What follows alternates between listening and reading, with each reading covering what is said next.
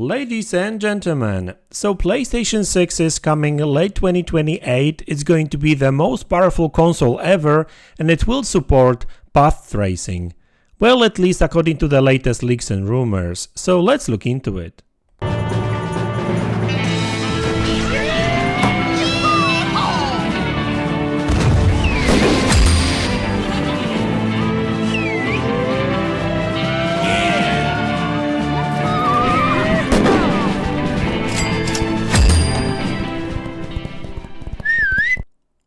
Hey guys, welcome back to the channel. So today we'll be taking a break from all the Xbox drama that is going on social media right now. And I was actually planning a video about PlayStation 5 Pro because there's some interesting information out there about that new console that apparently is coming this year. But then some interesting PlayStation 6 info dropped, so I want to focus on that proper next-gen PlayStation console that apparently is coming in 2028, late 2028, and that's the leak part, right? And that information is pretty credible because it comes from the whole FTC court case. I'm sure you remember the ABK deal. So a lot of information, a lot of documents actually leaked last year, and in one document, it was maybe even a couple of them really, it was said that PlayStation, well, next-gen PlayStation is being planned for 2028 or later, right? So I would guess, I would imagine that that's late 2028, maybe a little bit later, but I mean 2028 actually sounds about right, because if you really think about the release schedule for PlayStation 5 and then PlayStation 5 Pro, if the latest leaks are true that is coming this year, it would make sense because PlayStation 5 launched late 2020.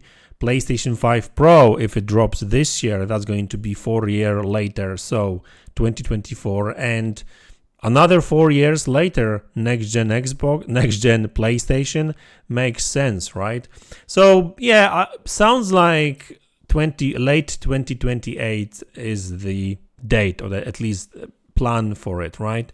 So now let's focus on power, I guess, and some of the next-gen features. So there's not a lot of information about specs and stuff. It's too early to speculate, I guess. But there's been a lot of articles and people on social media running with a statement that it's going to be the most powerful console ever. And I do believe that's going to be the case, because if other rumors and leaks are true, that Xbox is going to be launching 2 years earlier than PlayStation 6, so 2026. Obviously, you know, I would expect next PlayStation to be more powerful than 2 years old Xbox when PlayStation launches in 2028, right? So, hey, the most powerful console ever in 2028, it makes sense, because I don't think that Xbox would be capable of delivering the more capable, more powerful console 2 years earlier, unless, I mean, hey, it's possible technically, but it would be super expensive, right? So that's not going to happen, because I've already seen some angry Xbox fans talking about like, oh, that's bullshit and that kind of stuff, and I'm like, how is it a bullshit? I mean, you know, you don't expect a newer console to be less powerful, if you know what I mean. Like 2 years in technology is actually a pretty long time, and a lot of new technologies may appear in 2 years, right? So, and also things, you know, tech becomes more capable and more power efficient, so it makes sense. So yes, I do expect PlayStation 6 to be more powerful than, you know, next gen Xbox, which if it arrives in 2026, right? So that's one thing. Another thing that is being talked about when it comes to PlayStation 6 right now is path tracing. So I think Paul of Red Gaming Tech spoke about it a few days ago, and I've already seen, obviously, Xbox fans were like, yeah, path tracing, I don't believe it. I've even seen some PC guys, not believing that it's actually true.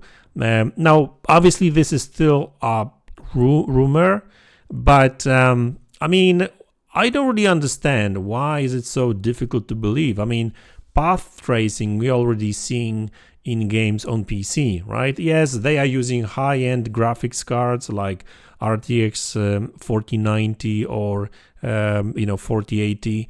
But remember, guys, we are still early in 2024. So we've got at least 4.5 years before PlayStation 6 arrives, right? So even if they were to lock the specs by late 2027, that's like almost 4 years of advanced technologies that's probably going to appear on the market, right? So obviously I don't have a crystal ball. I don't know whether PlayStation 6 will use RDNA 5 or 4, who knows, right? I mean, AMD seems to be going in more capable, GPUs, more ray tracing capable GPUs in the future too. So, we'll see how that goes. And like 4 years is still a lot, right? A lot of things may happen in 4 years. GPUs will be way more powerful 4 years from now, and really the top end GPU of today on PC is going to be just a mid-range GPU, of the future. So, really, there will be 49 or even more powerful cards available 4 years from now for a fraction of that price. So yes, this technology or similar or even more capable technology, who knows, is going to be available for consoles when they arrive, right? So I don't really know why guys are actually so stubborn about it. And it reminds me of rumors and speculations before PlayStation 5 and Xbox Series consoles actually launched, because I remember like a year, 2 years prior to the launch of these next-gen consoles, I mean current-gen consoles now, there were a lot of rumors and speculation about that these consoles are going to be more capable than Vega 64, even 56, some were saying, and even back then people were like, no way these consoles are going to be Vega 56 capable, right? Vega 64 was still is a card produced by AMD, but it was still GCN. And then RDNA 1 and 2 arrived, and all the rumors, leaks actually started appearing, and then official information about both PlayStation 5 and Xbox Series consoles being RDNA 2 based GPUs, right? And, people were like, I can't believe it, right? So, yeah, I mean, that's the thing, right? And really, in the end, when the official specs dropped, really these specs confirmed that not only these consoles are Vega 56 or 64 capable, I would even say that they are way more capable than these cards, especially if you consider other kind of, I guess, features that Vega 56 and 64 don't come with, right? So yeah, I mean, like even if you look at for example, the mesh shaders and that kind of stuff, right? Alan Wake 2 is running fine on PlayStation 5 and Xbox Series X. I mean, PlayStation 5 has some performance issues here and there. But still, these consoles deliver a way more consistent, better experience than GTX 1080, which is a Vega 64 capable card. Similar in terms of, I guess, power and stuff and performance, right? And on GTX 1080 you're going to get like 25 frames per second, really, while on PlayStation 5 and Xbox Series X consoles it's like 55 to 60 frames per second. So like these next gen features actually make these consoles even more capable. So anyway, I actually digress right now, but I'm just trying to show you guys that yeah, it sounds really like, it sounds crazy that next gen Xbox or next gen PlayStation is going to be RX 48 capable or something like that. Yeah, but we're talking about a console that is coming in like 4 or 5 years from now, right? I mean, like I said, the GPUs of today, high-end, top-end GPUs of today are just going to be a mid-range GPUs of the future, right? And yeah, I mean, hey, consoles may be more expensive next gen. I mean, they are 550 right now, so 600 for next gen consoles sounds about right to me, really. But anyway, when it comes to their capabilities, I think that path tracing is possible, not necessarily in all games, obviously, but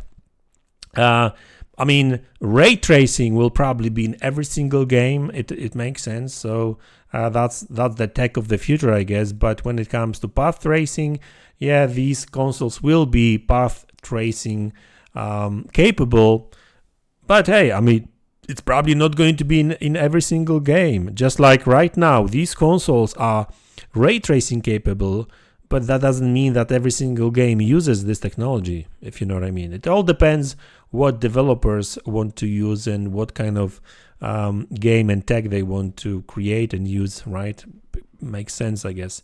So anyway, guys, that's the news. I'm actually looking forward to all these next-gen consoles. I'm actually really excited about PlayStation 5 Pro 2. I mean, this is the way I am. Like, new tech always gets me excited. I'm actually really looking forward to Switch 2 as well, because I mean, my son wants one, so I said to him, listen, just wait. Because he used to have Switch, then he sold it because he didn't use it. Now Switch, is becoming more popular among his friends too. So, he wants, Switch again. But I told him, listen, there's no point of buying Switch right now when Switch 2 is just around the corner, right? So he will have to wait, but yeah, he will get a better experience because of that, so that's for sure. So anyway, guys, that's the video. I hope you enjoyed it. Let me know in the comment section below what you think about it. Hit the like button, subscribe to the channel if you haven't already, and I will see you all in the next one. Take care.